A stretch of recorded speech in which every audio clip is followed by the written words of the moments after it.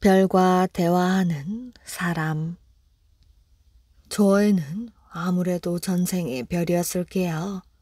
혹시 별 귀신이 붙은 게 아닐까? 밤하늘에 떠있는 별이 뭐가 좋다고 매일 밤 저리 쳐다볼까? 밤하늘에 총총히 떠있는 별을 하루도 빼놓지 않고 바라보는 소년. 최총진을 두고 하는 말이었지요. 전라도 영암 땅에서 태어난 최총진은 어렸을 때부터 별을 쳐다보는 것을 즐겼답니다. 별을 한참 동안 뚫어지게 쳐다보다 빙그레 웃기도 하고 때로는 훌쩍훌쩍 울기도 하였지요.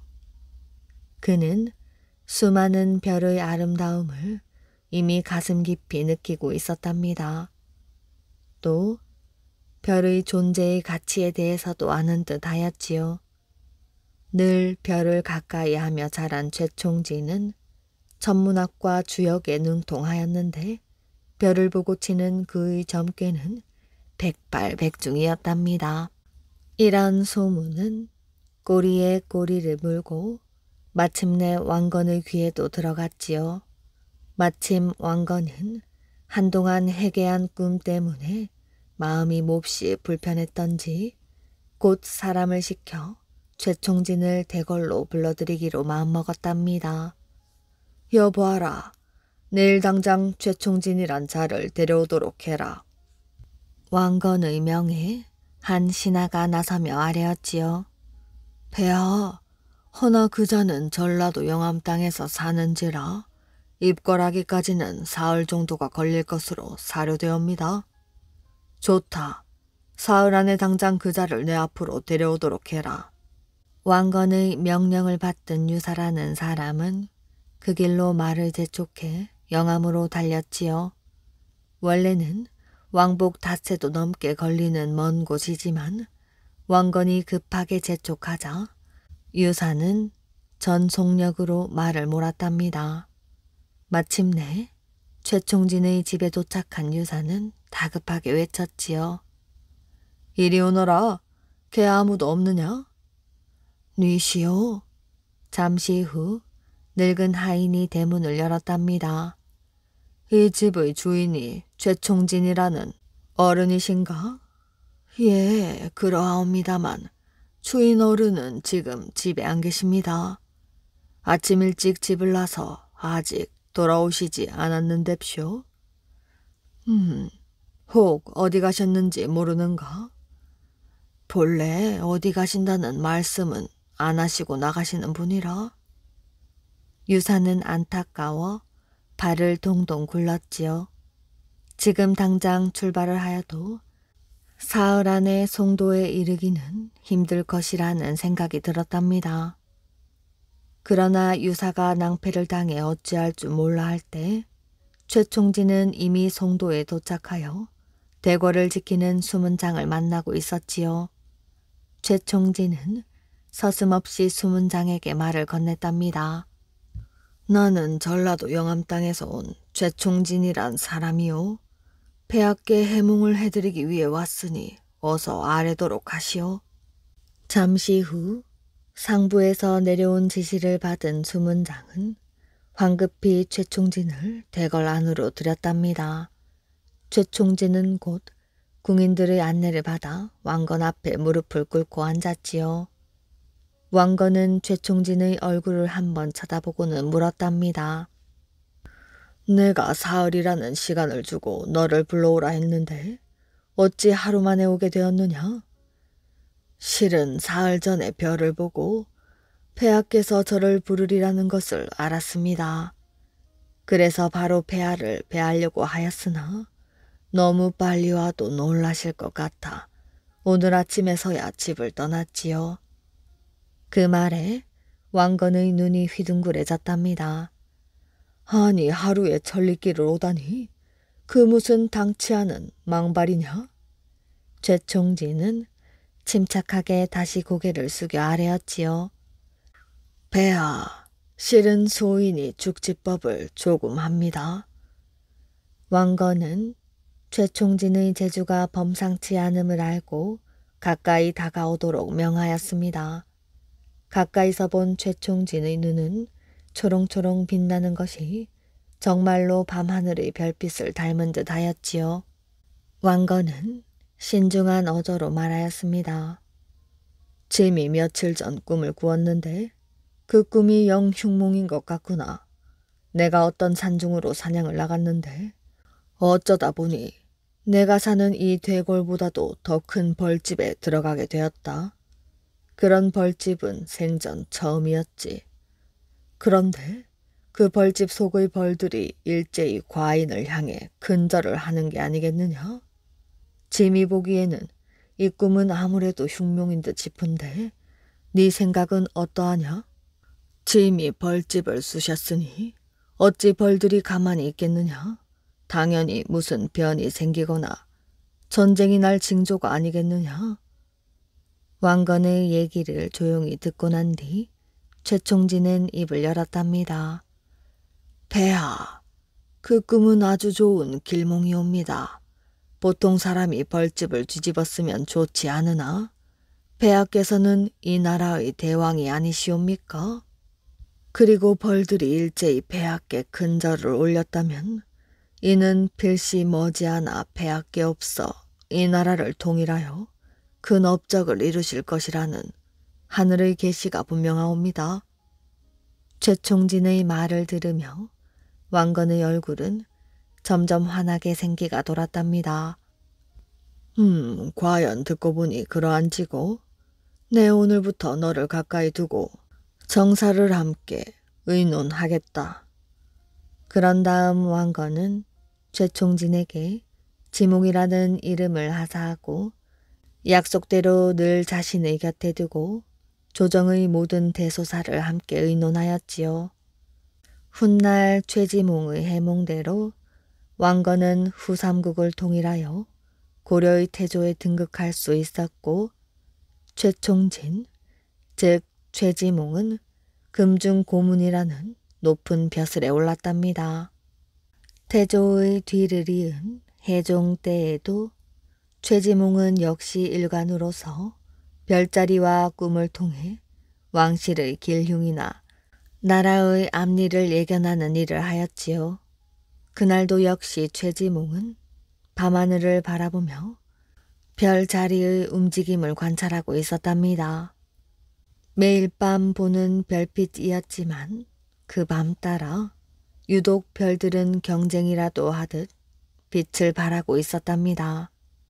별들의 간격과 위치가 마치 어떤 규칙에 의해 자리한 듯 일정하였고 별빛은 마치 시퍼런 물에 반짝이는 구슬들이 콕콕 박혀있는 듯 보면 볼수록 아름답기 그지없었지요.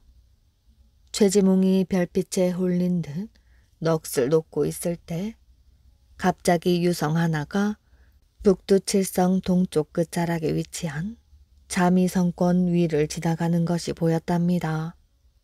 최지몽은 그때까지의 황홀경에서 깨어나 이내 예상치 않은 일이 조정에 일어날 것을 직감하였지요. 다음 날 날이 밝자마자 최지몽은 해종을 아련하고 이렇게 고했지요. 폐하, 소신이 간밤에 전체의 움직임을 읽은 바로는 장차 나라에 큰 변란이 일어날 징조가 보였습니다. 하오니 폐하께서는 어소를 틈틈이 바꾸시는 것이 그 화를 면하시는 길이옵니다. 같은 어소에서만 계시면 변을 당하기 쉬우니 자주 어소를 옮기시어 역적들의 음모를 미연에 방지하소서. 해종은 최지몽의 말을 받아들여 그날부터 어소를 한 곳에 정하지 않고 여러 차례 옮겨 다녔습니다. 과연 며칠 뒤 해종이 신덕궁의 침소를 들던 날 평소 해종이 잠을 자던 어소에 자객이 드는 변이 일어났다는데 이로 인해 또 한 번 최지몽의 예언은 정확하게 맞아떨어졌지요.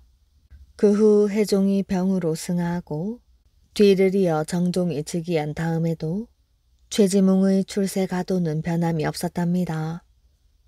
그런데 별 자리를 읽으며 평생을 별의 뜻에 따라 살아온 최지몽은 어전 연회에서 정종과 술을 마시다가 술이 얼큰하게 취해 그만 실언을 하고 말았습니다. 그로 인해 그간 쌓았던 공로가 한낱 물거품처럼 사라진 최지몽은 귀양살이는 물론 10년 동안이나 등용되지 못하였지요. 세월이 흘러 경종이 즉위한 후 다시 왕의 부름을 받은 최지몽은 점성술을 바탕으로 한 예리한 예언으로 왕의 총애를 받았답니다. 그러나 사람은 기가 있으면 승이 있고 승이 있으면 결이 있는 법. 나이가 들어 노인이 된 최지몽은 병을 얻어 자리에 드러눕게 되었습니다. 그리고는 영영 이 세상을 등지고 말았지요. 최지몽이 죽자 성종은 그의 죽음을 슬퍼하며 말 두 필과 시를 써 애도의 마음을 전했다고 합니다. 송반과 대감댁 며느리.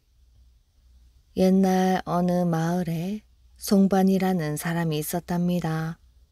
이 사람은 여색을 멀리하기로 소문난 사람이었지요. 그는 건장한 데다 미남이었답니다. 그러니 사람들은 그가 굳이 여색을 밝히지 않는다 하더라도 여인네들을 가까이 할 수 있는 기회는 얼마든지 많은 사람인데도 불구하고 여자들을 멀리하는 까닭에 오히려 그의 인품을 높이 샀답니다. 영의정을 지낸 바 있는 유정현 대감은 송반을 자식처럼 아끼면서 자신의 집에 기거하도록 하였답니다. 유대감에게는 송반 또래의 아들이 있었는데 장가간 지 얼마 되지 않아 요절을 한 것이지요. 때문에 이제 7살 난 둘째 아들이 있었는데 이 아이를 가르칠 사범이 필요했던 것입니다. 마침 송반에 대한 이야기를 전해들은 유정승은 둘째 아들을 가르칠 선생으로 송반을 집으로 끌어들였답니다.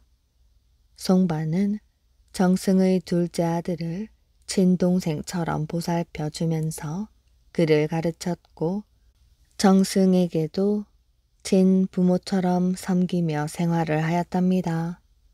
그러니 누군들 이 송반을 미워하겠어요.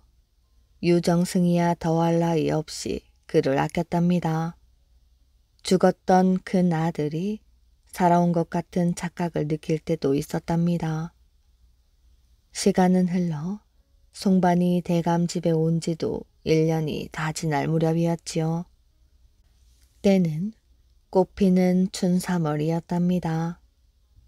자연의 변화에 인간의 몸과 마음은 흔들리기 나름이지요.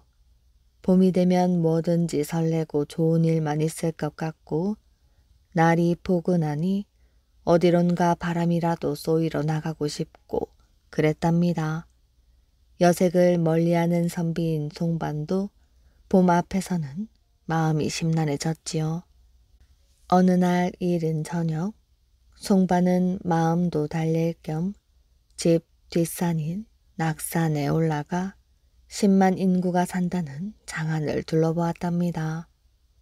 집집마다 복숭아꽃, 살구꽃이 활짝 피어 있으니 보기만 하여도 가슴속에 꽃이 피는 것 같았답니다. 그런데 어찌 된 일인지 송반이 서 있는 맞은편 멀리 한 여인이 서 있는데 그야말로 꽃인지 사람인지 분간이 안 될 만큼 화사한 아름다움이 느껴지는 게 아니겠어요?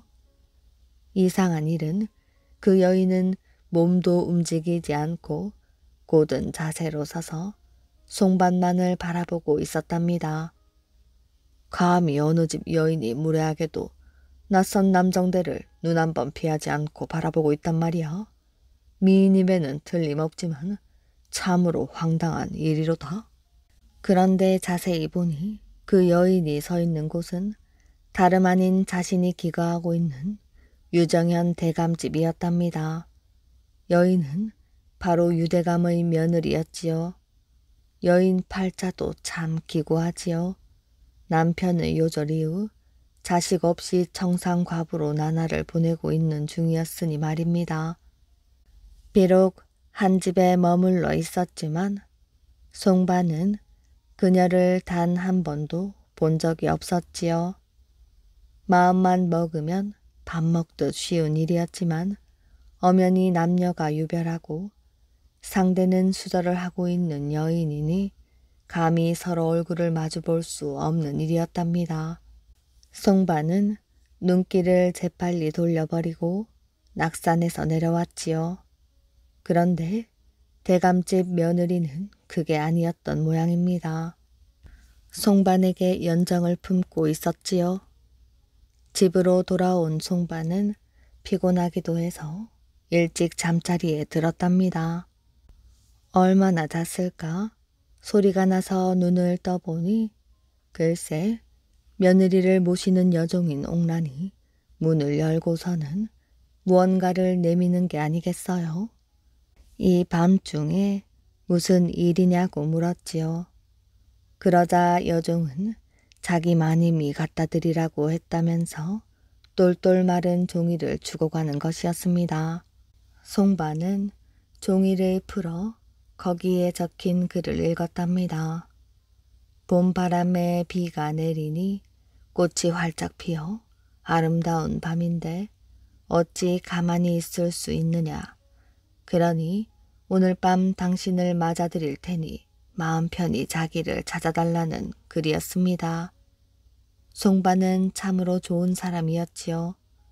주인집 과부 며느리의 이 같은 부도덕한 행동을 나무라거나 기꺼이 받아들이기보다는 젊은 여인이 혼자서 살다 보니 괴롭고 힘든 것은 당연할 것이고 얼마나 외로웠으면 이렇게까지 시를 적어 보냈겠냐며 마음으로나마 상대를 이해하고 위로해 준 것이지요.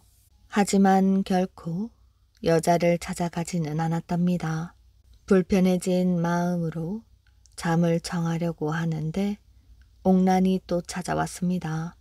그리고는 또 편지를 가져온 것이지요.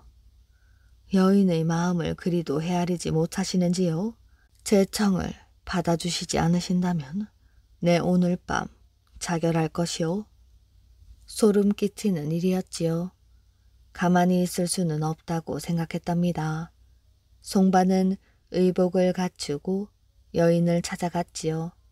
그리고 말을 했답니다. 유정승, 그녀의 시아버님이 자신에게 베푼 정과 사랑을 생각하면 절대 그럴 수 없는 일이며 도의에 벗어나는 일은 할 수가 없으니 마음을 진정시키고 노여움을 풀라고 달랜 것입니다. 그때 밖에서는 새벽잠 없는 노인인 유정승이 마당을 거닐다가 흘러나오는 소리를 듣고 며느리의 방문 앞으로 온 것입니다. 밖에서 보아하니 방 안에 두 남녀가 있었지요. 분명 송반과 며느리가 불륜을 저지르고 있다는 생각이 들어 급히 칼을 가져와 이제 문을 열고 내리칠 참이었답니다. 그러나 귀를 기울여 젊은 남자 하는 말을 들어보니 오히려 여인의 마음을 가라앉히려고 예의를 지켜 말하는 게 아니겠어요. 자신이 생각하는 송반은 도리에 어긋나는 일을 하지 않는 사람임에 감탄을 하였답니다. 다음 날 대감은 두 사람을 불렀답니다. 그리고 먼저 송반에게 간곡히 부탁을 하였지요. 죽은 아들 대신 자신의 아들이 되어달라고 한 것입니다. 다시 말해 청산과부인 자신의 며느리를 아내로 받아들여 함께 살자는 이야기였지요. 이렇게 해서 송반과 여인은 부부가 되었답니다. 훗날 송반은 대도호 부사를 거쳐 병조 판서에까지 벼슬이 오르는 등 그가 지닌 인품만큼이나 성공을 하게 되었다고 합니다. 불로초를 구한 동생. 옛날 어느 마을에 형제가 늙은 홀어머니를 모시고 살고 있었습니다. 그런데 어머니가 병에 들어 여러 가지 약을 써보았지만 병은 도무지 낫지를 않고 점점 더 악화되어 가기만 하였지요. 용한 의원이 있다 해서 데려다 보였더니 삼신산의 불로초나 구해서 먹으면 몰라도 다른 약으로는 도저히 병을 고칠 수 없다고 말했답니다. 이 말을 들은 동생은 어떻게 해서라도 삼신산에 가서 불로초를 구해오겠다고 마음먹고 집을 떠났답니다. 그러니 형도 같이 가겠다고 따라 나섰지요. 이들은 삼신산이 어디 있는지 또 얼마나 먼지 알 수 없었지만 그저 어머니의 병을 낫게 해야겠다는 마음으로 집을 떠난 것입니다. 몇 날 며칠을 걸어 많은 산을 넘고 많은 강을 건너고 또 넓은 바다도 건넜답니다.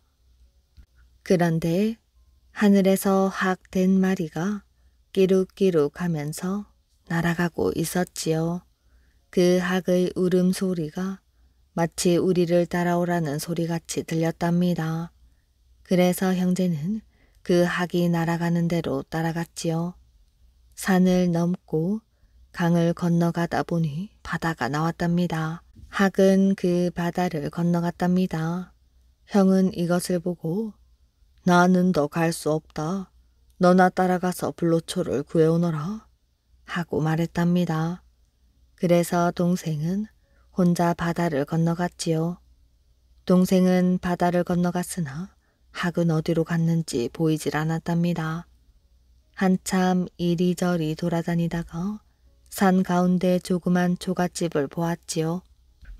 동생은 그 집에 들어가서 삼신산이 어디 있느냐고 물었더니 할머니가 나오며 여기가 바로 삼신산이라며 효성이 지극한 사람이 아니면 올 수 없는 곳이라고 말하였습니다.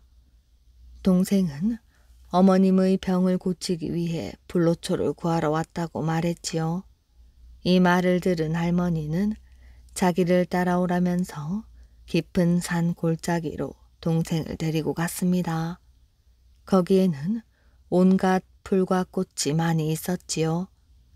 동생은 깨끗한 물이 흐르는 바위 틈에 꽃 같기도 하고 이파리 같기도 한 이상한 풀을 보고 이것이 불로초인가 보다 하고 정성스레했답니다. 효성이 지극한 사람이라야 불로초를 알아보는 법인데 너는 가르쳐주지 않았는데 불로초를 알아보는 것을 보니 과연 하늘이 낳은 효자로다. 동생은 할머니에게 고맙다는 인사를 여러 번 하고 집을 향하여 떠났답니다. 그런데 먼저 번 그 학이 또 날아와서 길을 인도하였지요. 동생은 불로초를 잘 간수해 가지고 학을 따라갔답니다. 가다가 바다가 나와 배를 타고 저쪽 언덕에 가 닿으니 형이 거기서 기다리고 있었지요. 형은 동생을 보자 너는 무엇 하느라고 이렇게 늦었느냐? 어머니는 그동안 병이 더 심해져서 돌아가시고 말았다. 너는 불효 자식이야. 하면서 불로초를 빼앗고 동생의 눈을 손가락으로 후비어 멀게 하고는 바다에다 밀어넣고 가버렸답니다. 형은 동생에게 빼앗은 불로초를 가지고 집으로 돌아와 어머니에게 자기가 이렇게 삼신산의 불로초를 구하여 왔노라고 하면서 동생은 어디로 갔는지 도망가고 말았다고 거짓말을 하였지요. 한편 동생은 물결을 따라서 한없이 흘러갔답니다. 몇 날 며칠을 떠내려가다가 어떤 곳에 닿았지요. 동생은 그 언덕으로 올라가서 두 손으로 더듬더듬 길을 따라갔습니다. 가다가 어떤 대밭으로 들어갔지요. 동생은 그 대밭에서 대나무 하나를 베어 퉁소를 만들어 불었답니다. 그 퉁소 소리가 어찌나 구성지게 나던지 사람들이 여기저기서 모여들었지요. 동생이 퉁소를 잘 분다는 소문이 세상에 쫙 퍼져 대궐한 공주의 귀에도 들어갔답니다. 공주는 그 퉁소 소리가 듣고 싶어 동생을 대궐로 불러들였답니다. 공주는 동생의 등소 소리를 한번 듣더니 자꾸 불라고 하였지요. 그래서 동생은 날마다 등소를 불어 공주의 마음을 즐겁게 해주었답니다. 한편 어머니는 불로초를 먹고 병은 나았으나 작은 아들이 돌아오지 않아 슬픈 나날을 보내고 있었지요. 하루는 작은 아들이 기르던 기러기더러 너는 이 편지를 네 주인에게 전해라 하면서 편지 한 장을 써서 발에다 매주었답니다. 기러기는 날아서 작은 아들이 있는 대궐에와 그 편지를 떨어뜨리고 끼럭끼럭하고 울었습니다. 동생은 그 기러기 소리를 듣고 내가 기르던 기러기 소리가 난다 하고 반가워 소리쳤지요. 공주는 저 기러기가 편지를 가지고 왔다고 일러주었답니다. 동생은 무슨 편지인가 하고 공주의 손에서 편지를 받아들였답니다. 그리고 편지를 읽으려고 하자 눈이 번쩍 뜨였지요. 편지는 어머니에게서 온 것이었습니다. 동생은 어머니가 벌써 돌아가셨다고 한 형의 말이 거짓말인 것을 알게 되었지요. 그래서 곧 어머니에게 가려고 했습니다. 그런데 공주는 동생의 마음이 착하고 효성이 지극할 뿐 아니라 등소의 명수였으므로 보내기가 싫었답니다. 그래서 어머니를 이곳으로 모셔오자고 하였지요. 동생도 그 말이 옳은 것 같아 사람을 보내어 어머니를 모셔왔습니다. 그리고 동생은 공주와 결혼하여 어머니를 모시고 잘 살았다고 합니다. 부자의 헛된 욕심. 옛날 한 시골 마을에 부자가 살았습니다. 해마다 재산이 불어나고 아픈 데 없이 건강하니 마을 사람들은 아무 걱정이 없겠다고 부러워했지요. 하지만 이 시골 부자에게도 남모를 속상함은 있었답니다.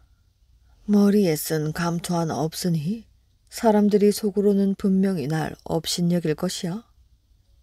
그러던 어느 날 시골 부자는 결심을 하였지요. 차라리 서울에 가서 벼슬 자리를 좀 알아보자. 돈으로 감투 하나 못 구할까? 시골 부자는 땅 몇 마지기를 팔아 나섰지요. 그리고 사람들에게 물어 서울의 아무개 대감집을 찾아갔답니다.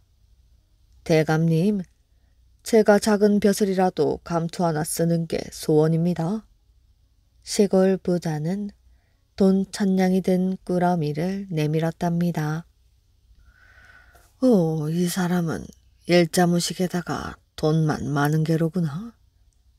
대감으로 말할 것 같으면 시골 부자의 벼슬 욕심 못지않게 돈 욕심이 많은 사람이었답니다.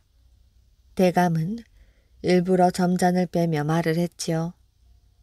자네 정성을 봐서라도 내가 알아보겠네. 하지만 속으로는 기분이 좋아 펄쩍 뛰고 싶었답니다. 이게 웬 떡이냐?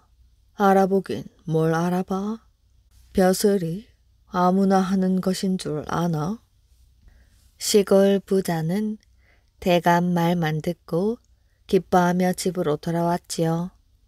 이제 반가운 소식만 기다리면 되지. 시골 부자는 설레어 잠도 이루지 못했답니다. 하지만 하루가 지나고 이틀이 지나도 한 달이 지나도록 소식은 오지 않았답니다. 혹시 돈이 너무 적었던 게 아닌가? 다시 다녀와야겠군. 시골 부자는 다시 2000냥을 마련하여 대감 집으로 찾아갔습니다. 대감님, 지난번엔 제가 물정도 모르고 너무 변변치 않게 드렸습니다. 감투 하나만 씌워주신다면? 시골 부자는 묵직한 꾸러미를 내밀었지요. 대감은 기쁜 표정을 감추고 짐짓 헛기침을 하며 말을 했답니다. 사실 좀 그랬네. 벼슬 자리가 쉬운 게 아니지. 내 힘써 알아봄세. 물론 말만 그렇게 하는 것이었지요. 시골 부자는 신바람이 나서 집으로 돌아갔답니다.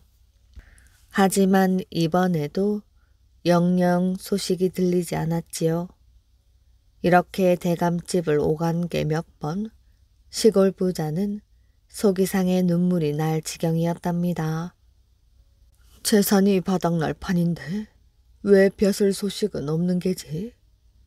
시골 부자는 하는 수 없이 남은 재산을 모두 털어 서울 대감집으로 향했답니다. 가던 길에 주막에 들러 밥을 먹는데 옆에 앉은 사람들의 말이 들려왔답니다. 돈으로 벼슬을 사려는 바보가 있다며? 아무개 대감집을 문턱이 닳도록 들락날락 야단이라네. 암만 그래봐. 그 대감 돈 욕심이 보통이 아닌데 백날 기다려도 돈만 받아먹지 벼슬짜리 주겠나? 시골 부자는 화가 나 어쩔 줄을 몰랐답니다. 뭐라고? 내 가만두나 봐라. 집으로 돌아온 시골 부자는 작은 박을 하나 구해 속을 모두 파내었지요. 그리고 산으로 가서 땅벌이 잔뜩 모여있는 벌집을 찾았답니다. 시골 부자는 박을 벌집에 넣고 탕탕 두드렸지요. 놀란 벌들이 모두 박 속으로 날아들었답니다. 시골 부자는 재빨리 박의 꼭지를 막았지요. 박을 비단 보자기로 싸서 칭칭 묶은 다음 시골 부자는 대감집으로 갔답니다. 시골 부자를 본 대감은 벌써부터 기분이 좋았지요. 이번엔 무엇이기에 꾸러미가 저리도 큰 것이야? 몇만 냥쯤 들어있나 보다. 시골 부자는 한껏 공손하게 인사한 후 밥꾸러미를 내밀었지요. 그동안 저를 위해 벼슬 자리까지 알아보시느라 힘드셨지요? 그래서 아주 귀한 약을 구해왔습니다. 이 약으로 말할 것 같으면 임금님도 쉽게 구하지 못하는 것으로 천년만년 만수무강 오래오래 살게 하는 명약이지요. 대감은 눈이 휘둥그레졌답니다. 옳거니 만수무강이라. 그런데 꼭 지켜야 할 것이 있습니다. 드실 때에는 꼭 발가벗어야 하고요. 아무도 못 보게 문을 걸어 잠가야 합니다. 약효가 새어나가니까요. 알았네, 알았어. 대감은 웃음이 새어나오려는 걸 가까스로 참았답니다. 시골 부자는 다시 공손하게 인사를 한 후 대감집을 나왔지요. 귀한 선물을 받은 대감은 싱글벙글 웃음만 나왔답니다. 만수무강? 저 바보 덕분에 천수를 누리는구나.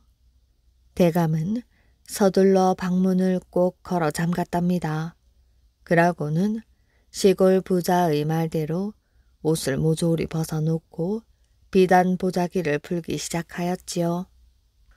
귀한 거라더니 정말 여러 번 묶었구나. 보자기를 풀자 작은 박이 하나 나왔지요. 이게 뭐지? 옳거니 요 꼭지를 열어야겠구먼. 대감은 두근두근 설레는 마음으로 꼭지를 열었답니다. 그러자 박 속에 갇혀있던 땅벌들이 한꺼번에 와르르 쏟아져 나왔지요. 이게 뭐야? 박에 갇혀서 한껏 화가 난 벌들은 대감을 마구 쏘아대었습니다. 어이쿠, 사람 살려. 대감은 목청껏 소리들 질렀지만 방문이 잠겨 있으니 누가 들어와 도와줄 수 있었겠어요. 결국 대감은 벌들에게 실컷 쏘여 온몸이 퉁퉁 부어올랐답니다. 한편 집으로 돌아온 시골 부자는 조금이나마 남은 재산을 다행으로 알고 열심히 일하며 살았다고 합니다. 원수와 혼이 난 공주. 유모, 아니 여보, 이젠 더 걸을 수가 없으니 그만 갑시다. 한 발자국도 떼어놓을 수가 없소. 무거운 다리를 질질 끌면서 허덕이던 총각 차림의 젊은 나그네가 앞에서 걷고 있던 늙은 남자 차림의 나그네를 향하여 애원을 하고는 그만 길 위에 쓰러지고 말았답니다. 앞서 걷던 늙은 나그네는 젊은이 앞으로 되돌아와서 자기의 보찜을 내려놓고는 젊은이가 등에 진 보따리를 벗겨주면서 해가 이미 저물게 되었는데 이러시오면 어쩌시나요? 이거 큰일이옵니다. 두 나그네의 주고받는 말투는 그들의 남자의 복색과는 딴판으로 여인의 말씨가 틀림없었답니다. 오늘 밤을 지낼 주막까지는 가셔야 할 터이온데 이러시니 큰일이옵니다. 늙은 나그네가 씨름없이 다시 말을 걸면서 젊은 나그네의 다리를 주물러 주니 젊은 나그네는 눈물 어린 눈으로 이곳 보은 땅의 앞뒤를 둘러싼 먼 산봉우리를 바라보았답니다. 이젠 도무지 걸을 수 없어. 무슨 기구한 팔자이기에 이런 고생을 한단 말이오. 얼마 동안 서로 위로를 하면서 두 나그네가 앉아 있었는데 그들이 걸어온 길로 나무꾼 한 사람이 나무를 지고 오더니 두 나그네가 앉아있는 근방까지 와서는 나무찜을 벗어놓고 쉬는 것이었습니다. 두 나그네는 그 나무꾼에게 눈이 쏠렸지요. 나무꾼은 15, 6세가량 되어 보이는 총각인데 그의 모습이 어딘지 모르게 준수하게 생겼습니다. 보은의 산구석에서는 보기 드문 젊은이라고 생각된 두 나그네는 총각 나무꾼을 한참 유심히 바라보다가 그중 늙은 나그네가 말을 걸었습니다. 총각, 말 좀 물어보세. 예서 얼마나 가야 주막집이 있는가? 주막이 있는 등리까지 가자면 아직도 10리는 더 가야 합니다. 그건 그렇고 어디서 오시는 길인가요? 총각은 씩씩한 말투로 이렇게 대답을 하면서 두 나그네를 매우 동정하는 것이었습니다. 두 나그네에게 대하는 나무꾼의 태도는 공손하고 믿음직스러웠지요. 총각, 이 인근에는 인가가 없는가? 해도 기울어 가니 여기 근처에서 쉬도록 하였으면 좋겠는데. 늙은 나그네는 어디서 무슨 일로 왔느냐는 물음에는 아무런 대답 없이 하룻밤 묵을 집만을 묵기에 바빴답니다. 이 말에 나무꾼은 지게 작대기로 땅을 긁적거리면서 무엇인가를 한참 동안 생각하더니 이 근방에는 인가가 드물어 유숙할 집이라고는 별로 없답니다. 더 가실 수도 없고 또 기왕 남의 집에서 쉬실 바에는 제가 있는 곳이 예서 멀지 않으니 누추한 곳이나마 우리 집에서 고생스러우시더라도 하룻밤쯤 쉬어 가시면 어떠시겠어요? 이렇게 말을 했답니다. 친절하고 믿음직한 말을 들으니 두 나그네는 안도의 심정이 되었지요. 고맙기도 하여라. 그렇게 해준다면 얼마나 고마울까? 젊은 나그네도 나무꾼의 말에 밝은 표정을 지었답니다. 나무꾼은 짐을 다시 지고 일어나면서 그러면 두 손님 저희 뒤를 따라오시지요. 하는 말을 남겨놓고는 나무를 치고 앞장을 섰지요. 두 나그네는 고마운 생각에서 나무꾼의 뒤를 따라 발을 재촉하였답니다. 나무꾼이 살고 있다는 집은 깊숙한 산 골짜기에 있는 큰 바위 틈을 이용하여 만든 토굴이었지요. 나무꾼의 집에 당도하자 두 나그네는 이 산중의 외딴 집을 어떻게 마련하였으며 또 다른 가솔도 없이 어떻게 이러한 곳에서 홀로 사는 것인가에 대하여 의심이 나기도 하였으나 그 나무꾼의 행동이 공손하고도 다정스러워 두 나그네의 심정은 제법 안심이 되는 것이었습니다. 집의 겉모양은 토굴에 지나지 않았으나 토굴 속을 들여다보니 뜻밖에도 가장 진물이 제법 값진 것이었음을 보고 어느 정도 의심이 가라앉기도 하는 것이었지요. 나무꾼이 토굴 앞에 짐을 벗어놓고는 누추하지만 앉아 계십시오. 제가 저녁밥을 마련하겠으니 어서 편히 쉬세요. 하며 명랑히 대접을 하는 것이었습니다. 이리하여 산골에서 저녁을 얻어먹은 두 나그네는 거기서 고단한 몸을 쉴 수가 있었던 것이지요. 다음 날 아침 늙은 나그네가 보찜에서 한 움큼의 배물을 꺼내서 나무꾼에게 내어주며 여복의 총각, 이런 산중의 넉넉지 못한 살림에 우리 두 사람이 그대로 신세를 끼칠 수 없는 일이니 이것을 팔아서 두 사람의 양신에 보태주어야 하겠네.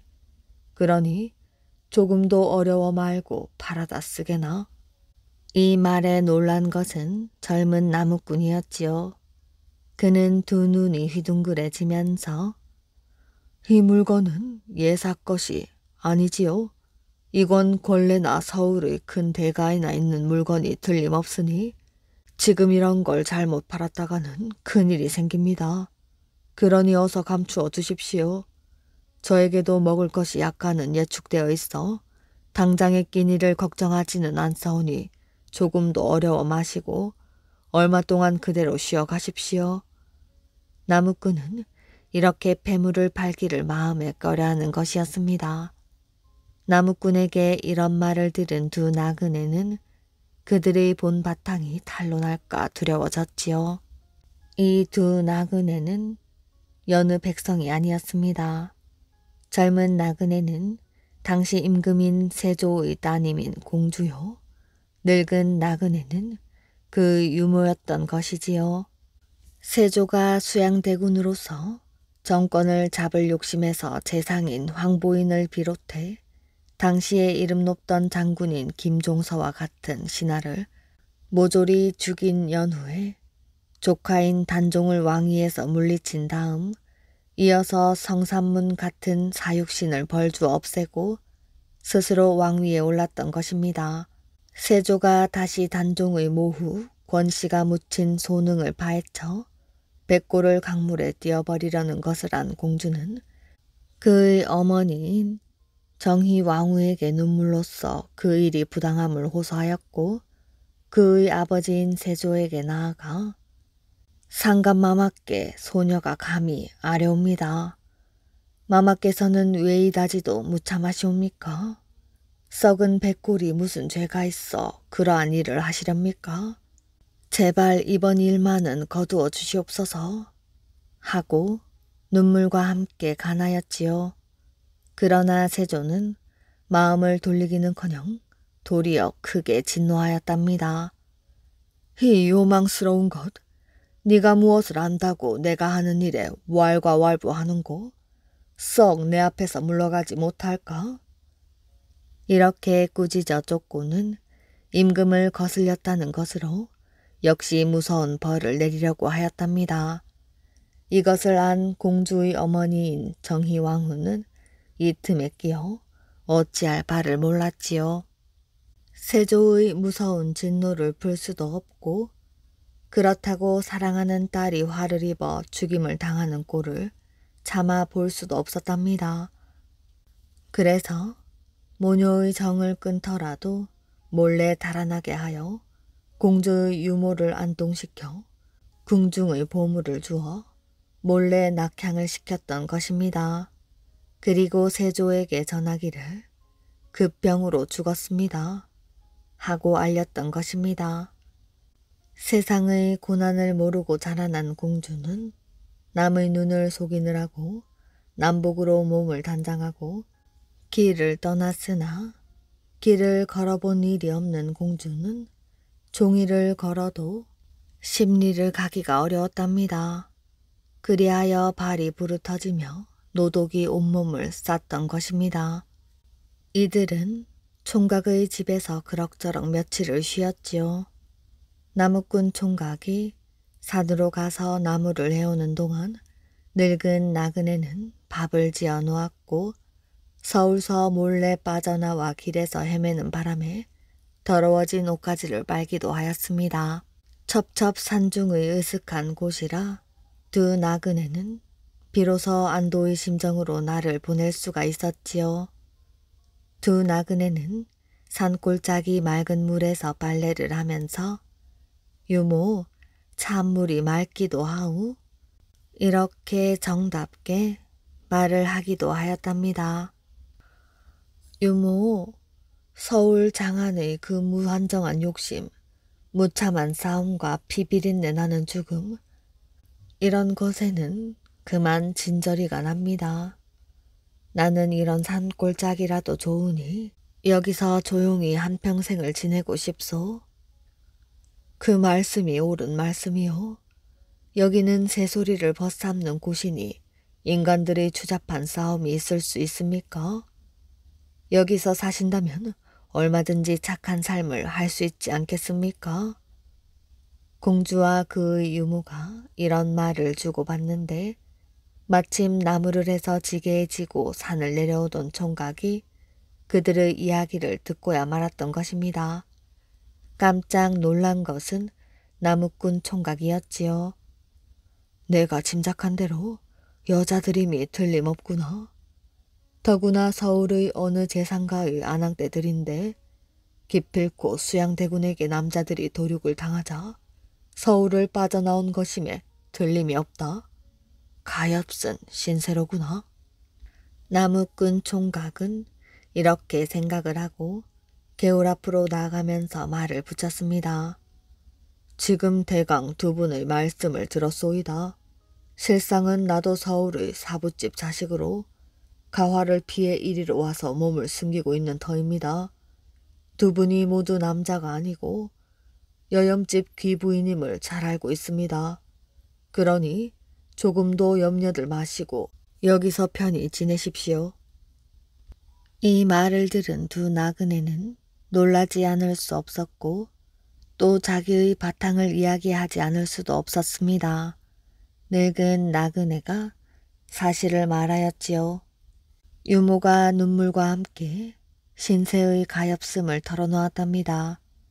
그러나 공주라는 말은 하지 않았지요. 총각이 눈물을 글썽이며 말을 했습니다. 이제 말씀드린 대로 저도 화를 피하는 길인즉 어차피 같은 처지이니 여기서 그럭저럭 지내보시지요. 이 총각은 다른 사람이 아니라 수양대군의 철퇴의 부자가 무참히도 맞아 죽은 김종서 장군의 손자 승규의 아들이었지요. 온 식구가 어육이 되는 판국에 자기 혼자의 힘으로는 그의 아버지와 조부의 원수를 갚을 길도 없고 기울어지는 조정의 형세를 버틸 도리도 없을 뿐 아니라 장 안에서 기웃기웃하다가는 도리어 자기 일신상에도 크게 화가 미칠 기세가 보이므로 몸을 숨길 생각으로 먼 곳으로 종적을 감추어 김씨의 혈육이나 끊기지 않게 하고 원통하게 돌아가신 그의 조부와 부친의 향화나 받들겠다는 생각으로 장안을 몰래 빠져나와 방향 없이 깊은 산중만을 찾아 달리다 마침 이 보은 속리산에 이르러 산 기슭에 토구를 만들어 이곳에 숨어 나무도 하고 품도 팔아 겨우 살아가고 있었답니다. 이 총각이 이렇게 난리를 만나 서울을 떠난 후 그의 조부와 같이 어린 단종을 보호하던 여러 재상들이 모조리 화를 입어 죽지 않으면 형벌을 피하여 시골로 달아난다는 소문이 뒤를 이어 들리던 차에 이 처녀와 노인의 정경을 보니 저 사람들도 나와 같은 처지를 당한 모양이로구나. 관비가 되기 싫어 저렇게 은신처를 찾아다니다 보다 하고 가련한 심정이 치미는 것을 참지 못하였습니다. 이리하여 그들은 그럭저럭 1년을 지냈지요. 성숙한 처녀와 관연한 총각은 부재 중에 정이 들게 되었고 또 이성간에 무사할 수도 없는 것도 당연한 일이어서 그들은 그만 부부의 인연을 맺고 말았답니다. 이에 하루는 공주가 그 유모에게 총각과 부부의 정을 통한 것을 고백하여 유모, 저분과 그만 내외의 인연을 맺고 말았으니 이곳이 아무리 심산유곡이고 외인이 없는 곳이지만 그래도 백년가약을 맹세하는 일에 아무런 예가 없을 수 없으니 유모가 성례하도록 마련을 해주오. 옳은 말씀이옵니다. 공주마마께서 항시 이곳에서 조용히 사실 것을 바라셨고 또 신랑도 버젓한 사대부의 자손이 분명하니 이 일은 제대로 된 것이올시다. 그러면 이 유모가 냉수라도 떠놓고 혼례를 올리기로 하겠습니다. 간소한 혼례이지만은 이제 명실이 함께 부부가 되었답니다. 혼례가 끝나고 공주 내외가 전과 다름없는 토굴안의 같은 방이지만 이른바 신방을 꾸민 자리에 앉아 총각이 먼저 입을 열어 물었지요. 당신은 대체 어느 댁의 따님이시오? 우리가 기왕 이렇게 한 몸이 되었으니 숨길 것이 무엇이오? 이 말에 신부는 수줍은 듯 차마 말을 못하고 고개만 떨어뜨리고 있었답니다. 옆에 있던 유모가 아직도 숨기고 있던 나머지 이야기인 세조의 공주라는 것과 공주가 세조에게 극간을 하다가 참형을 당하게 되어 도주를 하게 된 이야기를 소상히 하였지요. 한숨과 눈물 속에서 공주의 딱한 처지의 이야기를 듣던 신랑은 갑자기 일어나 공주에게 2번 절하고 목매인 소리로 자기의 본 바탕에 대한 이야기도 털어놓았지요. 이 말을 들은 유모도 크게 놀라면서 이상한 감정이 솟아오르는 것을 참을 수가 없었답니다. 괴이한 운명에 쌓인 부부는 그래도 정다운 살림을 하여 차츰 단종의 사건을 둘러싼 경계가 차츰 누그러지자 그들 내외가 지니고 있던 보물을 팔아 그 돈으로 인가 있는 마을로 나갔습니다. 여기서 집과 땅을 마련하고 자손도 낳아 따뜻한 보금자리를 꾸미고 살았던 것이지요. 공주와 김종서의 손자는 서로 원수였으나 이들 내외가 되었으니 운명의 장난 같은 이야기입니다. 둔갑하는 여우. 옛날 어느 마을에 사람을 홀리는 못된 여우 한 마리가 살았답니다. 이 여우는 몹시 사람이 되고 싶어 하였지요. 그런데 사람이 되려면 새 신랑 새 사람의 간을 먹어야 했답니다. 그래서 여우는 마을에 혼례식이 있는 어느 날 훌쩍 제주를 넘어 시집가는 새색시와 똑같은 모습으로 둔갑을 하였지요. 서방님, 제가 색시랍니다. 여우는 2명의 색시를 보고 어리둥절해 있는 신랑을 홀리기 시작하였답니다. 여우의 눈을 바라보던 새 신랑은 마침내 여우에게 넘어가고 말았지요. 네가 가짜로구나. 어리석은 새 신랑은 그만 진짜 색시를 내쫓고 말았답니다. 그날 밤 새 신랑은 여우에게 목숨을 잃고 말았지요. 며칠 뒤 나무꾼 한 사람이 날이 어두워 산속에서 길을 잃었답니다. 나무꾼은 겨우 집 하나를 찾아내어 묵게 되었지요. 주인 여자는 친절하게 나무꾼에게 방을 내주고 저녁도 지어 주었답니다. 저녁을 배불리 먹은 나무꾼은 슬슬 잠이 오기 시작했지요. 그런데 그때 마당에서 슥슥 하는 이상한 소리가 들렸답니다.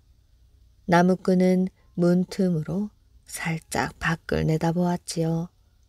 주인 여자는 마당에서 시퍼런 칼을 갈고 있었답니다.